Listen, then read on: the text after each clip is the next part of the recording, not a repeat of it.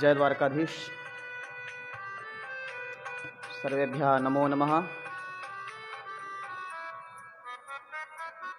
आज 40वें दिन श्री विष्णु पुराण पंचम अंश त्रयोदशोध्यायः। आइए हम सभी लोग सुनते हैं।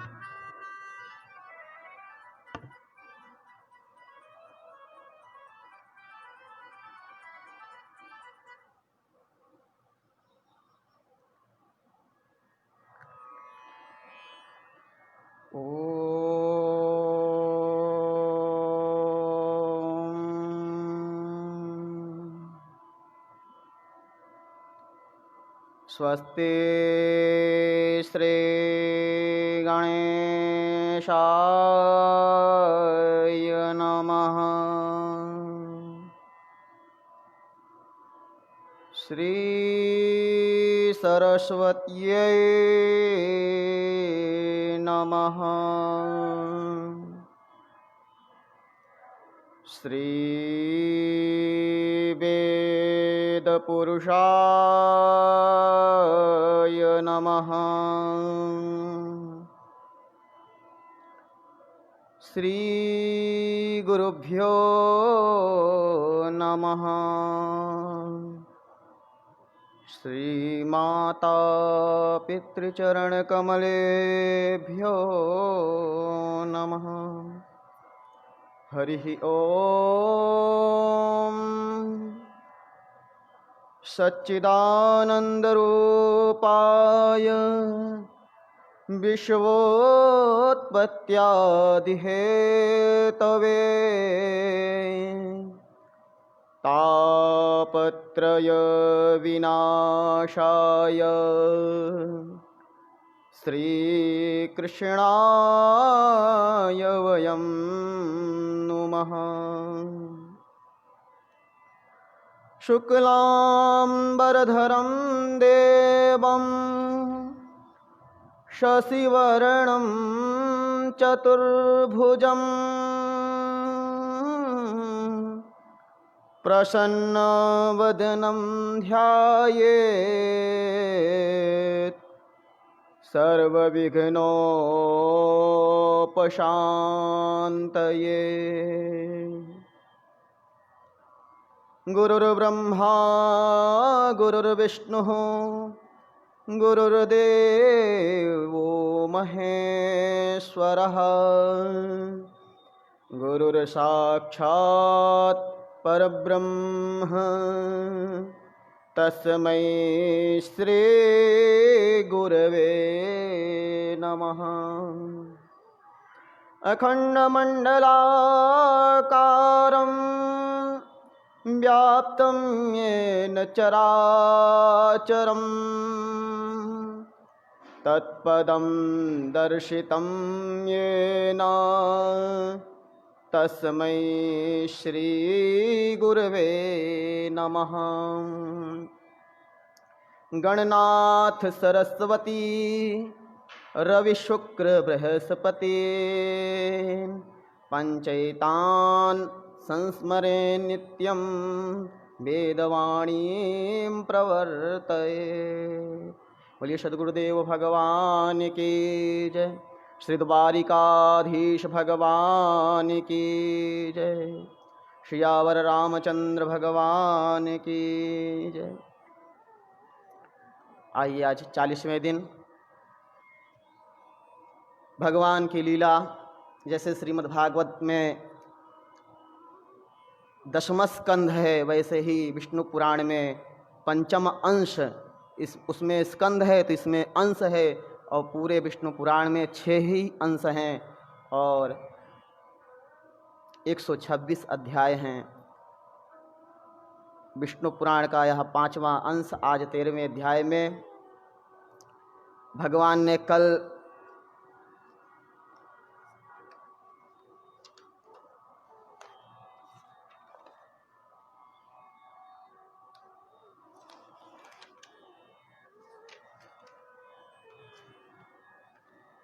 गोवर्धन लीला आदि का वर्णन आप लोगों ने कल सुना।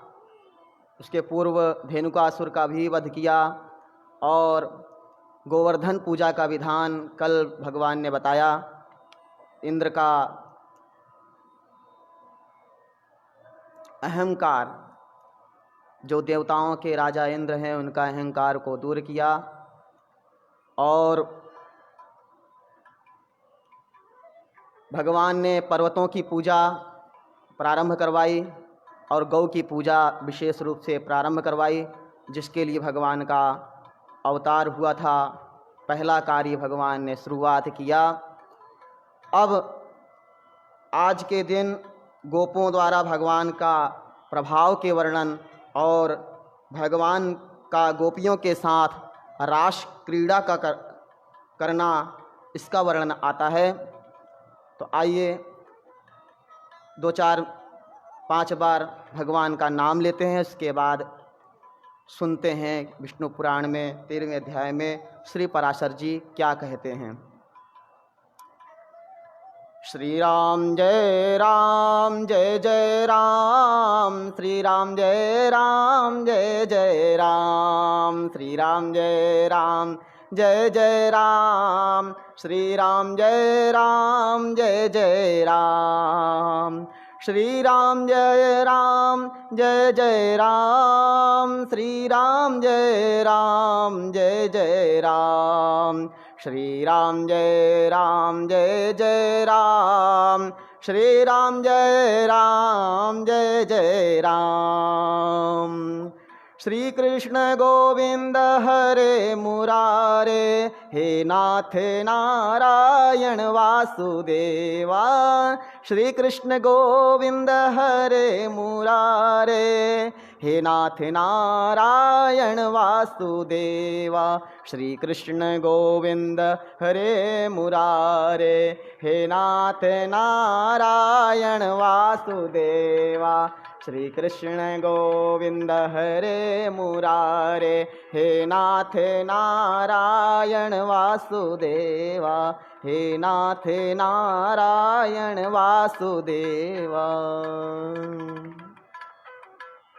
बोलिए द्वारिकाधीश भगवान की जय।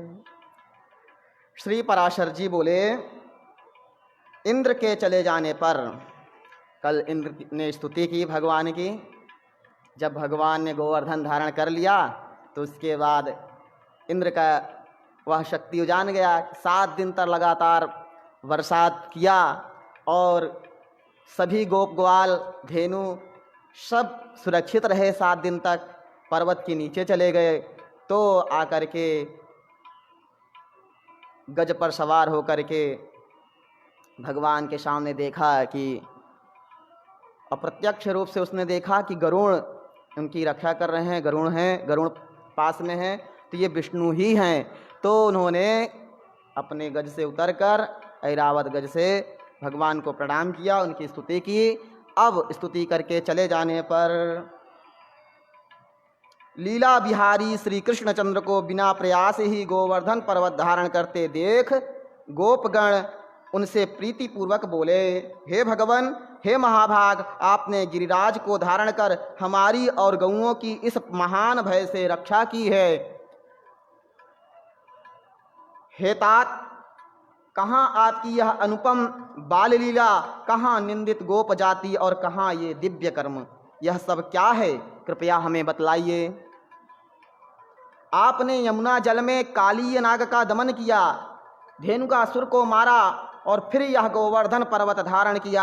आपके इन अद्भुत कर्मों से हमारे चित्त में बड़ी शंका हो रही है। भगवान अपने जैसा ही गोवर्धनधारी बना दिए थे पहले ही और लोगों को दिखाया और स्वयं जाकर के उनका पूजन अर्चन किया, फिर उसके बाद गौओं का पूजन किया। लेकिन ये सारी लीला देखते हुए गोपगणों को भगवान के ऊपर शंका हो रही है। हे अमित विक्रम, हम भगवान हरि के चरणों की शपथ करके आपसे सच सच कहते हैं कि आपके ऐसे बलवीर्य को देखकर हम आपको मनुष्य नहीं मान सकते। हे केशव, स्त्री और बालकों के सहित सभी ब्रजवासी वासियों की आप पर अत्यंत प्रीति है। आपका यह कर्म तो देवताओं के लिए भी दुष्कर है। हे कृष्ण, आपकी यह बाल्यावस्था, विचित्र बलवीर्य और हम जैसे नीच पुरुषों में जन्म लेना, हे अमेय आत्मन, ये सब बातें विचार करने पर हमें शंका में डाल देती है। आप देवता हो,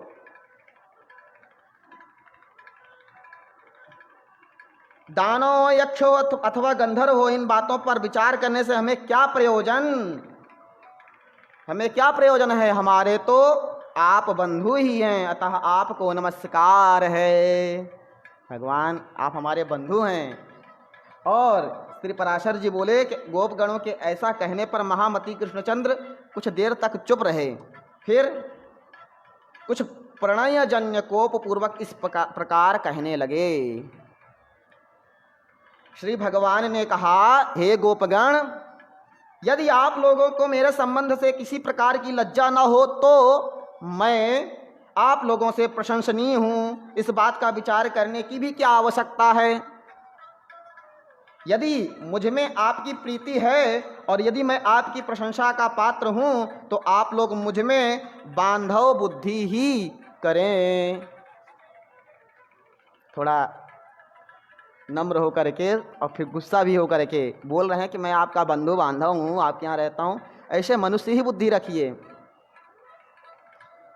ना हम देवो न गंधर्वो न यक्षो न च दानवः, अहम वो बांधवो जाता नए तच्चिंत्यमितोन्यथा। उन बंधु बांधवों के लिए, गोपगणों के लिए, गोपियों के लिए भगवान कहते हैं, मैं न देव हूँ, न गंधर्व हूँ, न यक्ष हूँ और न दानव हूँ। मैं तो आपके बांधव रूप से ही उत्पन्न हुआ। आप लोगों का इस विषय में और कुछ विचार ना करना चाहिए। श्री पराशर जी बोले, हे महाभाग, श्री हरि के प्रणय को उपयुक्त होकर कहे हुए इन वाक्यों को सुनकर वे समस्त गोपगण चुपचाप वन को चले गए। तब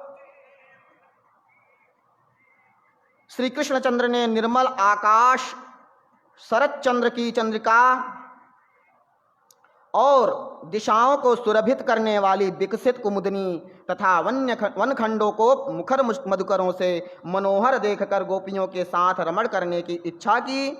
उस समय बलराम जी के बिना श्री मुरली मनोहर, स्त्रियों को प्रिय लगने वाला अत्यंत मधुर, स्फुट एवं मृदुल पद ऊंचे और धीमे से स्वर से गाने लगे। बलराम जी के बिना मधुर वन में गोपियों के सम्मुख भगवान मधुर स्वर में गाने लगे। वीणानाद, मुरली का नाद करने लगे।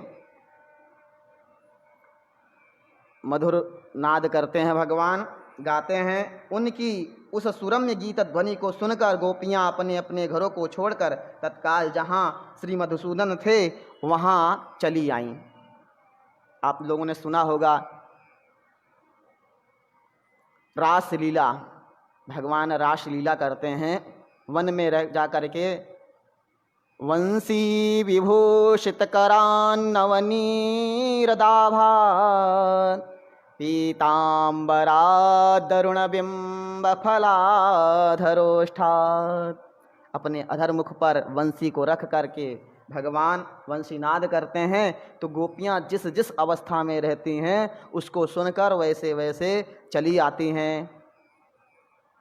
और रासलीला करते करते भगवान थोड़ी देर के लिए लुप्त हो जाते हैं, अंतर्धान हो जाते हैं। तो गोपियां विरह में व्याकुल हो जाती हैं। तो श्रीमद्भागवत में आप सभी लोगों ने सुना है। आगे आपको हम अब यूट्यूब लिंक हमने दिया है, वहाँ पर जा कर के यूट्यूब पर श्रीमद्भागवत अनुवाद, जैसे यह विष्णु पुराण का अनुवाद है, ऐसे ही ठीक 12 बजे से आकर के और अपने चैनल श्री अनाराम धाम वैदिक गुरुकुलम पर ही लाइव होकर के डेली 1 घंटे तक सुनाएंगे। मुझे लगता है 1 घंटा 1 साल लगे या 6 महीना लगे, पर हमको जैसा है वैसा ही सुनना चाहिए, क्योंकि भागवत में ही सारा सार है। तो हमको इधर उधर का क्या सुनाने का मतलब। विष्णु पुराण में वही बातें पुराणों की है। यहाँ संक्षिप्त में बता रहे हैं कि गोपियाँ चली आई हैं और वहाँ गोपी गीत है पूरा, विरह में गोपियाँ जो गाई हैं, भगवान तव कथामृतम तप्त जीवनम, विस्तृत वर्णन है। और यहाँ पर हम सब लोग यह रास लीला का वर्णन जो है, रास क्रीड़ा भगवान का करना, उसको सुन रहे हैं कि गोपियाँ आ जाती हैं और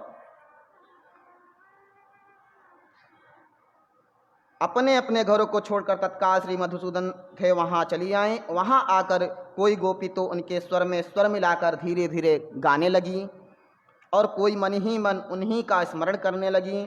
कोई हे कृष्ण ऐसा कहती हुई लज्जावश संकुचित हो गई और कोई प्रमोद मादिनी होकर तुरंत उनके पास जा खड़ी हुई। कोई गोपी बाहर गुरुजनों को देखकर अपने घर में ही रहकर आंख मूंद कर तन्मय भाव से श्री गोविंद का ध्यान करने लगी, तथा कोई गोप कुमारी जगत के कारण परब्रह्म स्वरूप श्री कृष्णचंद्र का चिंतन करते करते मूर्छावस्था में प्राणापान के रुक जाने से मुक्त हो गई, क्योंकि भगवत ध्यान के विमल आह्लाद से उसकी समस्त पुण्य राशि क्षीण हो गई और भगवान की अप्राप्ति के महान दुख से उसके समस्त पाप लीन हो गए थे। गोपियों से घिरे हुए रासारंभ रूप रस के लिए उत्कंठित श्री गोविंद ने उस शरद चंद्र सुशोभिता रात्रि को रास करके सम्मानित किया। उस समय भगवान कृष्ण के अन्यत्र चले जाने पर कृष्ण चेष्टा के अधीन हुई गोपियां यूथ बनाकर वृंदावन के अंदर विचरने लगीं। कृष्ण में निबद्ध चित्त हुई वे ब्रजांगनाएं परस्पर इस प्रकार वार्तालाप करने लगीं। उसमें से एक गोपी कहती थी, मैं ही कृष्ण हूँ, देखो कैसे ही सुंदर चाल से चलता हूँ, तनिक मेरी गति तो देखो। दूसरी कहती, कृष्ण तो मैं हूँ, आहा मेरी गाना तो सुनो। कोई अन्य गोपी भुजाएं ठोंक कर बोल उठती, अरे दुष्ट काली, मैं कृष्ण हूँ, तनिक ठहर तो जा। ऐसा कहकर वह कृष्ण के सारे चरित्रों का लीला पूर्वक अनुकरण करने लगी। और कोई और गोपी कहने लगी, अरे गोपगण, मैंने गोवर्धन धारण कर लिया है, तुम वर्षों से मत डरो, निशंक होकर इसके नीचे आकर बैठ जाओ। कोई दूसरी गोपी कृष्ण लीलाओं का अनुकरण करती हुई बोलने लगती, मैंने धेनुकासुर को मार दिया है, अब यहाँ गाँव में स्वच्छंद होकर विचरे। कहने का तात्पर्य जितनी गोपियाँ हैं वह सब प्रेमा भाव में प्रेमा मग्न होकर के भगवान श्री कृष्ण के उन लीलाओं का पुनरावृत्ति कर रही हैं, बोल रही हैं, अनुकरण कर रही हैं, जैसा भगवान जो जो लीला कर चुके हैं। वो सारी गोपियाँ भगवान की ही रूप हैं। वे सारी गोपियाँ योगी लोग हैं जो भगवान को, श्री राम को मन ही मन चाहते थे कि ये ऐसे प्रेमा भाव हो जाता है, प्रेमा मग्न हो जाते हैं भगवान के दिव्य गुणगान लीला को सुन करके, और साथ में ही उनके वीरता को देख करके कौन उन पर आसक्त नहीं हो जाएगा। इस प्रकार समस्त गोपियां श्री कृष्णचंद्र की नाना प्रकार की चेष्टाओं में व्यग्र होकर साथ साथ अति सुरम्य वृंदावन के अंदर विचरने लगी। खिले हुए कमल जैसे नेत्रों वाली एक सुंदरी गोपांगना सर्वांग पुलकित हो पृथ्वी की ओर देखकर कहने लगी, अरे ये लीला ललित गामी कृष्णचंद्र के ध्वजा वज्र अंकुश और कमल आदि की रेखाओं से सुशोभित पदचिन्ह तो देखो, और देखो उनके साथ कोई पुण्यवती मदमाती युवती भी आ गई है। उसके ये घने छोटे छोटे और पतले चरण चिन्ह दिखाई दे रहे हैं। यहाँ निश्चय ही दामोदर ने ऊंचे होकर पुष्प चयन किए हैं, इसी कारण यह उन महात्मा के चरणों के केवल अग्रभाग ही अंकित हुए हैं। यहाँ बैठकर उन्होंने निश्चय ही किसी बड़भागिनी का पुष्पों से श्रृंगार किया है। अवश्य है उसने अपने पूर्व जन्म में सर्वात्मा श्री विष्णु भगवान की उपासना की होगी। और यह देखो पुष्प बंधन के सम्मान से गर्विता होकर उसके मान करने पर श्री नंद नंदन उसे छोड़कर इस मार्ग से चले गए हैं। अरे सखियों देखो, यहाँ कोई नितंब भार के कारण मंदगामिनी गोपी कृष्णचंद्र के पीछे पीछे गई है, वह अपने गंतव्य स्थान को तीव्र गति से गई है। इसी से उसके चरण चिन्हों के अग्रभाग कुछ नीचे दिखाई देते हैं। यहाँ वह सखी उनके हाथ में अपना पाणी पल्लव देकर चली है, इसी से उसके चरण चिन्ह पराधीन से दिखलाई देते हैं। देखो, यहाँ से उस मंदगामिनी के निराश होकर लौटने के चरण चिन्ह दिख रहे हैं। मालूम होता है उस धूर्त ने उसकी अन्य आंतरिक अभिलाषाओं को पूर्ण किए बिना ही केवल कर स्पर्श करके उसका अपमान किया है। यहाँ कृष्ण ने अब अवश्य ही उस गोपी से कहा है, तू यहीं बैठ, मैं शीघ्र ही जाता हूँ। इस वन में रहने वाले राक्षस को मारकर पुनः तेरे पास लौट आऊँगा। इसीलिए यहाँ उनके चरणों के चिन्ह शीघ्र गति से दिख रहे हैं। यहाँ से कृष्णचंद्र गहन वन में चले गए हैं, इसी से उनके चरण चिन्ह दिखलाई नहीं देते। अब सब लौट चलो, इस स्थान पर चंद्रमा की किरणें नहीं पहुंच सकती। तदनंतर वे गोपियां कृष्ण दर्शन से निराश होकर लौट आईं और यमुना तट पर आकर उनके चरितों को गाने लगीं। तब गोपियों ने प्रसन्न मुखारविंद त्रिभुवन रक्षक लीला विहारी श्री कृष्णचंद्र को वहां आते देखा।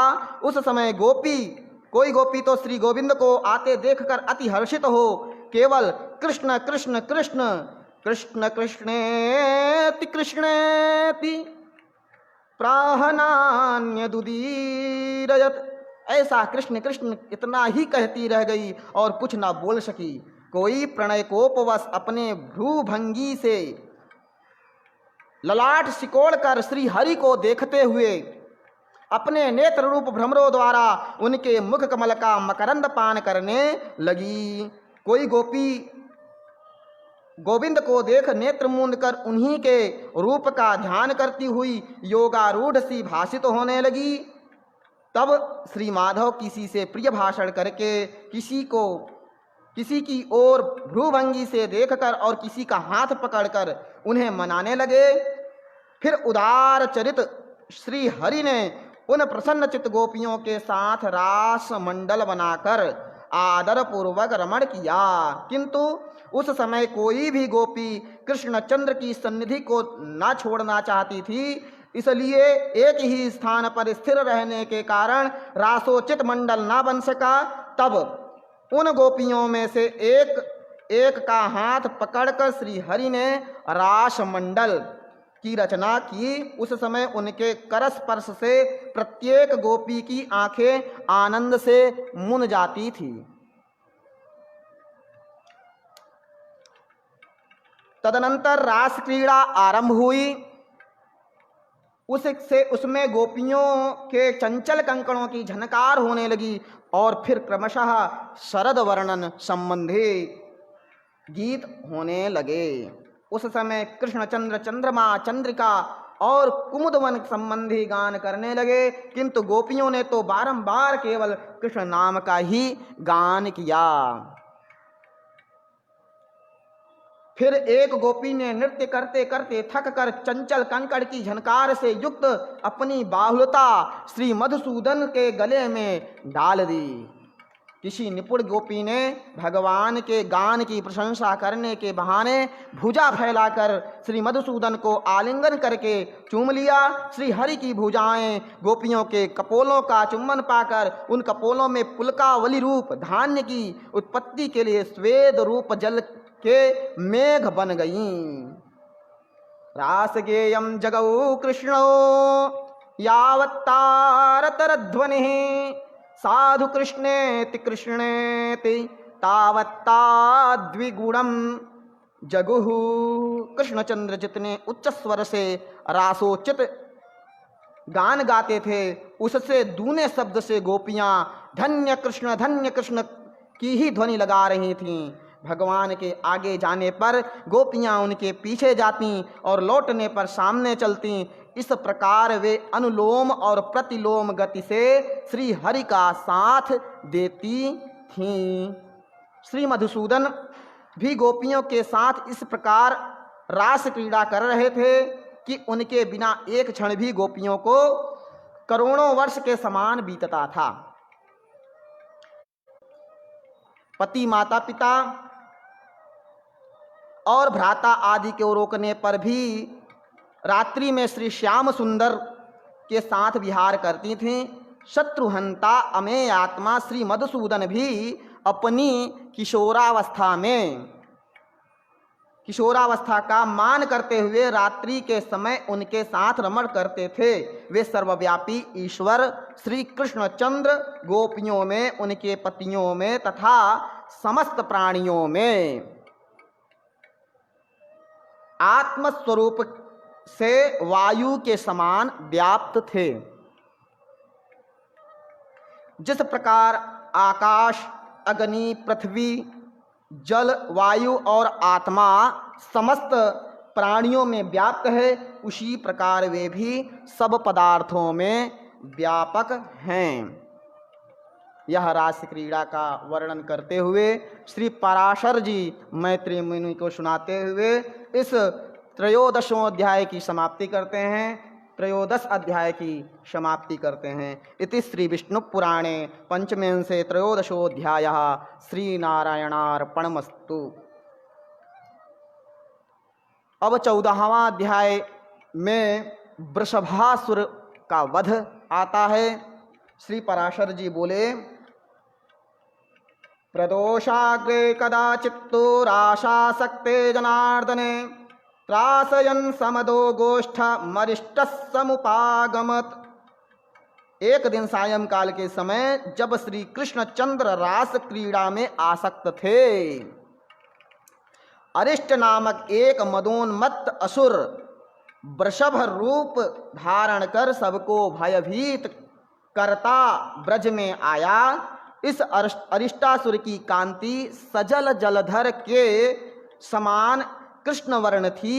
सींग अत्यंत तीक्ष्ण थे, नेत्र सूर्य के समान तेजस्वी थे और अपने खुरों की चोट से वह मानो पृथ्वी को फाड़ डालता था। वह दांत पीसता हुआ पुनः पुनः अपनी जिह्वा से ओठों को चाट रहा था। उसने क्रोधवश अपनी पूंछ उठा रखी थी तथा उसके स्कंद बंधन कठोर थे। उसके ककुद कुहान और शरीर का प्रमाण अत्यंत ऊंचा एवं दुर्लंघ्य था। पृष्ठभाग गोबर और मूत्र से लिथड़ा हुआ था तथा वह समस्त गौओं को भयभीत कर रहा था। उसकी ग्रीवा अत्यंत लंबी और मुख वृक्ष के खोखले के समान अति गंभीर था। वह वृषभ रूपधारी दैत्य गौओं के गर्भों को गिराता हुआ और तपस्वियों को मारता हुआ सदा वन में विचरा करता था। वृषभासुर असुर तो है ही, रूप धरा है बड़ा विशाल, सूर्य के समान उसकी आंखें लाल लाल क्रोधाग्नि में, जैसे उसको देख करके ही सारे और गौएं हैं वह भयभीत हो जाती थीं। इस तरह विकराल रूप बताते हुए आगे कहते हैं, तब उस अति भयानक नेत्रों वाले दैत्य को देखकर गोप और गोपांगनाएं भयभीत होकर कृष्ण कृष्ण पुकारने लगीं। उनका शब्द सुनकर श्री केशव ने घोर सिंहनाद किया और ताली बजाई। उसे सुनते ही वह श्री दामोदर की ओर फिरा। दुरात्मा वृषभासुर आगे को सींग करके तथा कृष्णचंद्र की कुक्षी में दृष्टि लगाकर उनकी ओर दौड़ा, किंतु महाबली कृष्ण वृषभासुर को अपनी ओर आता देख अवहेलना से लीलापूर्वक मुस्कुराते हुए उस स्थान से विचलित न हुए। निकट आने पर श्री मधुसूदन ने उसे इस प्रकार पकड़ लिया जैसे ग्राह किसी क्षुद्र जीव को पकड़ लेता है तथा सींग पकड़ने से अचल हुए उस दैत्य की कोख में घुटने से प्रहार किया। इस प्रकार सींग पकड़े हुए दैत्य को का दर्प भंग कर भगवान ने अरिष्टासुर की ग्रीवा को गीले वस्त्र के समान मरोड़ दिया तदनंतर उसका एक सींग उखाड़कर उसी से उस पर आघात किया, जिससे वह महादैत्य मुख से रक्त ममन करता हुआ मर गया। जम्भ के मरने पर जैसे देवताओं ने इंद्र की स्तुति की थी, उसी प्रकार अरिष्टासुर के मरने पर गोपगण श्री जनार्दन की प्रशंसा करने लगे। दैत्यों का धीरे धीरे भगवान विनाश कर रहे हैं। यहाँ पर पराशर जी मैत्रेय मुनि को धेनुका इस अरिष्टासुर का भी वृषभासुर का भी वध वर्णन बताया, सुनाया। भगवान आए हैं और उस समय बहुत सारे दैत्य हैं, क्षेत्रों में उनके क्षेत्रों में कोई प्रवेश नहीं कर सकता है। ऐसे ही द्वापर युग में, यह तो द्वापर युग में आए भगवान अंतिम में, तो ऐसे लोगों ने अपना अपना पृथ्वी जो है जहाँ की तहाँ है। आज भी वृंदावन है, आज भी मथुरा है, मथुरा के जेलों को देखने को मिलता है, द्वारिका नगरी है, अयोध्या धाम है, काशी नगरी है। भारत देश में वह सब कुछ विराजमान है। उसका रूपरेखा लोगों ने बदल दिया है और बदले जा रहे हैं। कली काल में और बदल करके लोग एक एक स्थानों पर उसी तरह दैत्यों की तरह वहाँ शासन करना चाहते हैं। भक्तों के लिए जो हमेशा द्वार खुला रहता है, वहाँ पर ऑनलाइन बुकिंग होगा और बहुत कुछ हो रहा है, वीआईपी दर्शन हो रहा है। तो धीरे धीरे उससे मुक्त कराने के लिए भगवान ही नाना रूप में आते हैं। आप लोगों ने सुना होगा कि ऐसे महान महान संत हो चुके हैं और इस धरती धरातल पर हैं। हमारी बुद्धि विवेक शायद उनको इस संसार की दृष्टि से अपने बंधु बांधवों में ममतावश, कभी कोई अपने परिवार का श्रेष्ठ होता है, वह किसी पार्टी किसी को के प्रति अपना संवेदना रखता है, अपनी आत्मीयता रखता है, तो उधर हमारा उनके नाते हमारा भी उधर प्रेम चला जाता है। लेकिन वास्तविकता सत्यता जो साधु संतों में है, महात्माओं में है, ब्राह्मणों विप्रों में है, वह नेताओं में और किसी भी गद्दी पाने वालों के लिए निमित्त में नहीं है।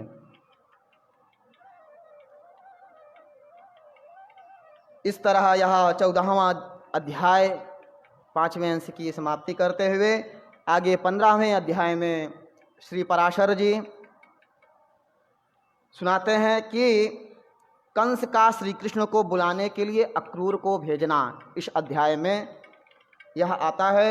श्री पराशर जी बोले, वृषभ रूपधारी अरिष्टासुर, धेनुक और प्रलंब आदि का वध, गोवर्धन पर्वत का धारण करना, कालीय नाग का दमन, 2 विशाल वृक्षों का उखाड़ना, पूतना वध तथा सकट का उलट देना आदि अनेक लीलाएं हो जाने पर एक दिन नारद जी ने कंस को यशोदा और देवकी के गर्भ परिवर्तन से लेकर जैसा जैसा हुआ था वह सब वृत्तांत क्रमशः सुना दिया। कंस को सब कुछ बता दिया। आप जितने अपने मित्रों को भेज रहे हैं, जहाँ जहाँ आपका शासन है, सब शासन नष्ट करने वाला एक ही है। वह है देवकी का गर्भ, 8वां गर्भ, जो नंद बाबा के यहाँ यशोदा के यहाँ रह रहा है। उसका 7वां गर्भ जो बलराम है, रोहिणी नंदन राम है बल में, वो दोनों मिल करके उन दोनों को बुलाया जाए। सूचना पूर्व नारद जी ने दे दिया।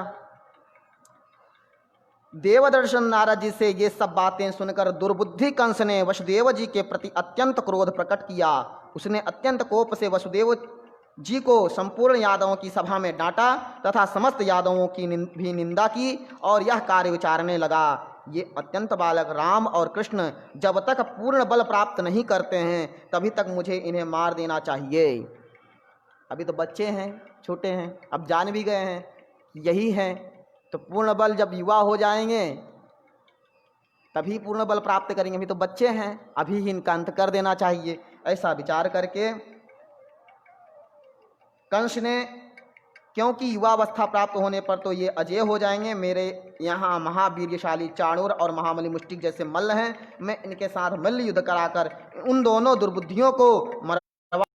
ऐसा विचार करते हुए अक्रूर जी को भेजता है। उन्हें महान धनुर्यज्ञ के मिश से ब्रज से बुलाकर ऐसे ऐसे उपाय करूंगा जिससे वे नष्ट हो जाएं। उन्हें लाने के लिए मैं स्वफल्क के पुत्र यादव श्रेष्ठ सूरवीर अक्रूर को गोकुल भेजूंगा। साथ ही वृंदावन में विचरने वाले घोर असुर केशी को भी आज्ञा दूंगा, जिससे वह महाबली दैत्य उन्हें वहीं नष्ट कर देगा। अब बहुत सारा उपाय उनके पीछे लगा दिया, षड्यंत्र, मल्ल युद्ध करा के भी मार देंगे, और केशी को भी लगा दिया कि वहीं पर मार दे, ऐसा विचार करते हुए। अथवा और आगे सोचता है, यदि किसी प्रकार बचकर वे दोनों वसुदेव पुत्र गोप मेरे पास आ भी गए तो उन्हें मेरा कुवलया पीड़ नामक हाथी मार डालेगा। उसके पास एक हाथी है कुवलया पीड़, जिसका वर्णन बहुत ग्रंथों में, काव्य ग्रंथों में आता है।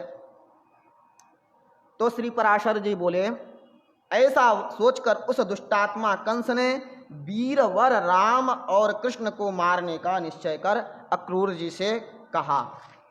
कंस बोला, भो भो दानपते वाक्यम क्रियताम प्रीतये मम, इतः स्यन्दनमारुह्य गम्यताम नंद गोकुलम, वसुदेव सुतौ तत्र विष्णोरंश समुद्भवौ, नाशाय किल संभूतौ मम दुष्टौ प्रवर्धतः। हे दानपते, मेरी प्रसन्नता के लिए आप मेरी एक बात स्वीकार कर लीजिए।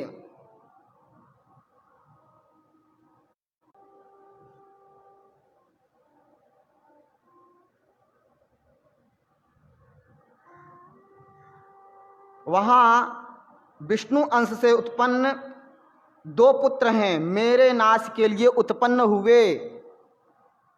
वे दुष्ट बालक वहां पोषित हो रहे हैं। मेरे यहाँ चतुर्दशी को धनुष यज्ञ होने वाला है, अतः आप वहां जाकर उन्हें मल्ल युद्ध के लिए ले आइए।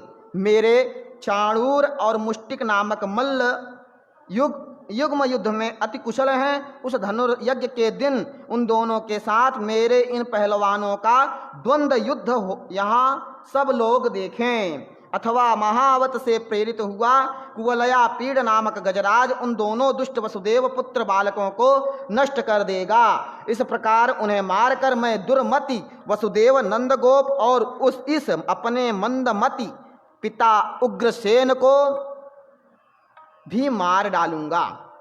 तदनंतर मेरे वध की इच्छा वाले इन समस्त दुष्ट गोपकों के संपूर्ण गोधन तथा धन को मैं छीन लूंगा। हे दानपते, आपके अतिरिक्त ये सभी यादवगण मुझसे द्वेष करते हैं, अतः मैं क्रमशः इन सभी को नष्ट करने का प्रयत्न करूंगा। फिर मैं आपके साथ मिलकर इस यादवहीन राज्य को निर्विघ्नता पूर्वक भोगूंगा। अतः हे वीर, मेरी प्रसन्नता के लिए आप शीघ्र ही जाइए। आप गोकुल में पहुंचकर गोपगणों से इस प्रकार कहें, जिससे वे माहिष्य भैंस के घृत और दधी आदि उपहारों के सहित शीघ्र ही यहाँ आ जाएं। श्री पराशर जी बोले, हे द्विज, कंस से ऐसी आज्ञा पा महाभागवत अक्रूर जी, कल मैं शीघ्र ही श्री कृष्णचंद्र को देखूंगा।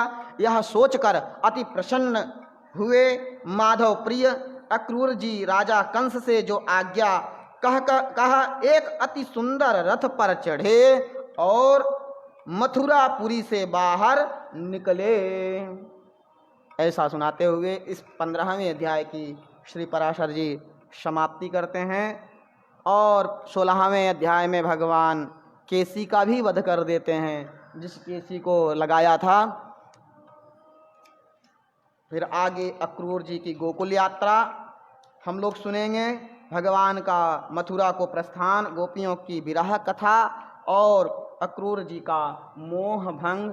हम सभी लोग कल से यूट्यूब पर हमने लिंक दिया है, वहाँ पर अब मैं कहूँगा। आज की वाणी यहीं पर विराम। बोलिए सद्गुरुदेव भगवान की जय। हरे राम राम राम हरे हरे, हरे कृष्ण कृष्ण कृष्ण हरे हरे, हरे राम राम राम हरे हरे, हरे कृष्ण कृष्ण कृष्ण हरे हरे। बोलिए कृष्ण कन्हैया लाल की जय। सद्गुरुदेव भगवान की जय। जगद्गुरु शंकराचार्य जी महाराज की जय। दंडी स्वामी जी महाराज की जय। संत सनातन धर्म की जय। संत भगवंत की जय। सभी संतों को प्रणाम करते हुए संत महात्माओं के चरणों में प्रणाम। सभी भगवंत भक्तों को जय श्री कृष्ण, जय श्री राधे, हर हर महादेव। आज के लाइव उपस्थिति में सूर्य नारायण चौरसिया जी सुन रही हैं, जय द्वारकाधीश परेश जोशी जी सुन रहे हैं, जय द्वारकाधीश परेश भाई। अहम ब्रह्मास्मि ओम नमो नारायण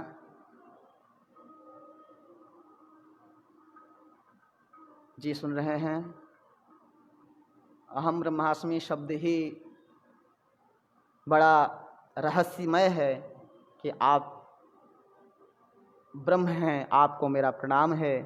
ऐसा भाव जिन्होंने यह अहम ब्रह्मास्मि बनाया है वे कोई साधारण नहीं है, क्योंकि यह वेद वाक्य है। शुक्ल यजुर्वेद अहम ब्रह्मास्मि तत्त्वमसि, जो आप हैं वही हम हैं। इसका ज्ञान कराने वाले सद्गुरुदेव भगवान हैं। आपके गुरु को मेरा प्रणाम है और अपने गुरु के चरणों में कोटि कोटि प्रणाम करते हुए आज की वाणी जो भी लोग सुन रहे हैं सभी गुरुजनों को प्रणाम करते हुए सभी को जय द्वारकाधीश, जय श्री कृष्णा। फिर कल से आप लोग भगवान में भक्ति है तो सुनिए, यही जो है यथावत है घर में पढ़िए, श्री विष्णु पुराण पढ़िए। लॉकडाउन हमारे लोगों के लिए कोई असर नहीं करता है। हम लोग भगवान ही सब कुछ हैं, गुरु ही हमारे लिए सब कुछ हैं। गुरु में श्रद्धा है, गुरु जो मार्ग प्रेषित करते हैं, अच्युतानंत गोविंदा, यही नाम हमारे लिए रक्षक है। यही नाम हम लोग अच्युताय नमः, अनंताय नमः, गोविंदाय नमः यही कहते रहेंगे। अपना जीवन एक दिन धीरे धीरे काल ब्याल मुखग्रासा, काल रूपी ब्याल के मुख में हम सब लोग समाहित होने वाले हैं। आज की वाणी यहीं पर समाप्त करते हुए ठीक कल से फेसबुक के से नहीं, अब यूट्यूब से लाइव होंगे। सभी को धन्यवाद। जय द्वारकाधीश, हर हर महादेव।